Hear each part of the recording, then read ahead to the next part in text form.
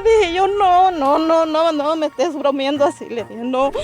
It's a horrible story viewers of Dolcefino Media saw first. A previously deported illegal immigrant, Jesus Aquino Enriquez, charged with beating his little 3-month-old baby so badly he later died. Sure, it reminded us of our broken border system, prompting national headlines. But that is not why this latest video is necessary. Mamá, el niño se murió.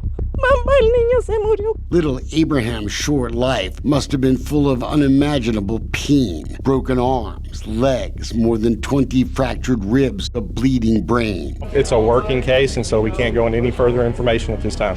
Thank you. That's the end of the interview. For 2 weeks, Montgomery County Sheriff Rand Henderson kept the beating death a secret from the public. Apparently, his campaign for re-election was more important than transparency, because we had learned from a confidential informant that one of Henderson's deputies had been called to that trailer home on Needham Road in Porter just 1 day earlier to check on the welfare of Abraham's mom, a possible victim of domestic abuse. Relatives told us the deputy left the scene without even asking to search the home when told the mom wasn't there. I'm just assuming that the cop was like, okay, well, she's not here. They didn't make a report. He just, He left, just left. Okay. basically. The beaten baby, they say, was inside the trailer, hurt. But when we were pulling up, he was just leaving, the driveway. The baby was in the house. The truth of what really happened during that welfare check was supposed to have been captured on the deputy's body camera video.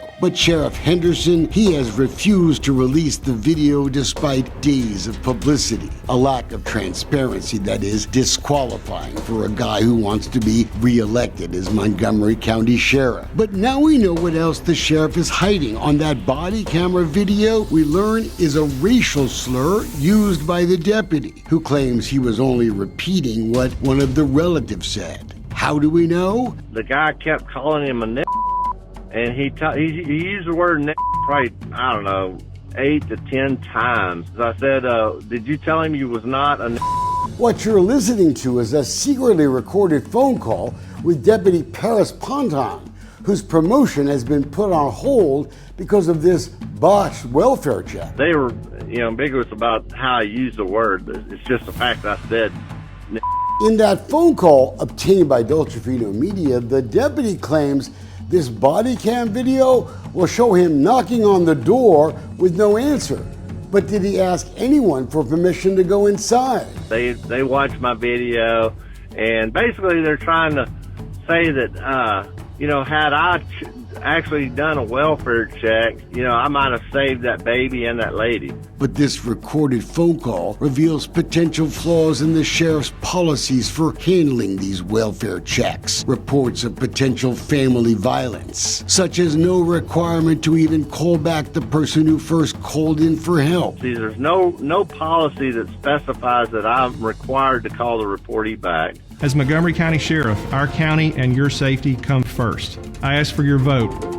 The sheriff may have ignored our calls to release the body camera video, but his opponent in the hotly contested Republican runoff is former Texas Ranger Wesley Doolittle. He has gone on Facebook to echo our call for transparency, the public right to know what did and didn't happen here. What took so long between when the baby died and your press release about what happened?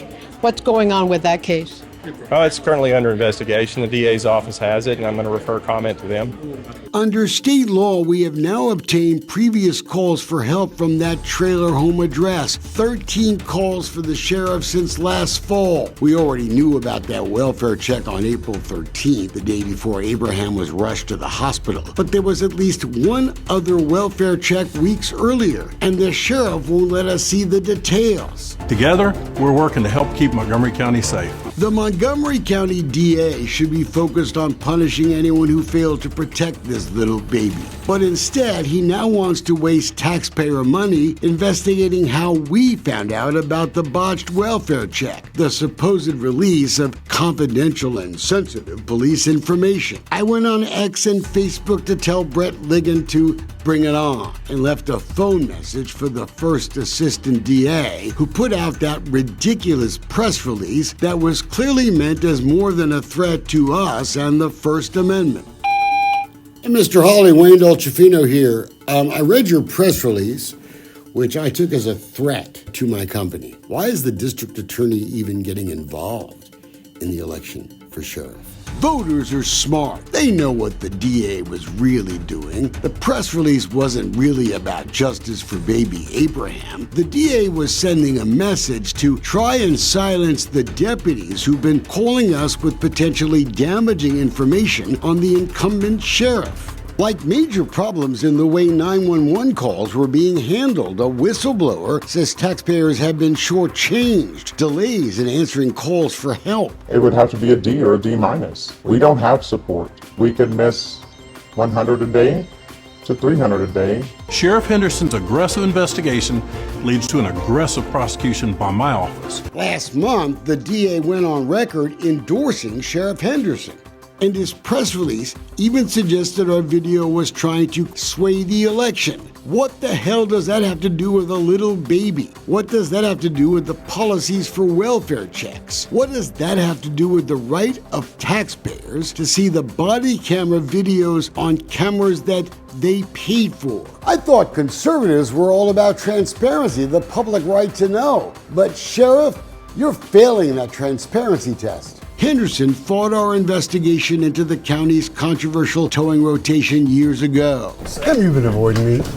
I haven't been avoiding you. I've been trying to talk to you for weeks about this towing thing. He knew certain companies shared the same financial ownership and were finding ways to cheat the system, but he wouldn't try to stop it. We've remembered. How come it's a cluster? Well, we did the best we could. It's a difficult job, and, sometimes it takes a little while to work out the kinks, and we're doing our best. Voters have a chance to send a message to small town bullies on Election Day.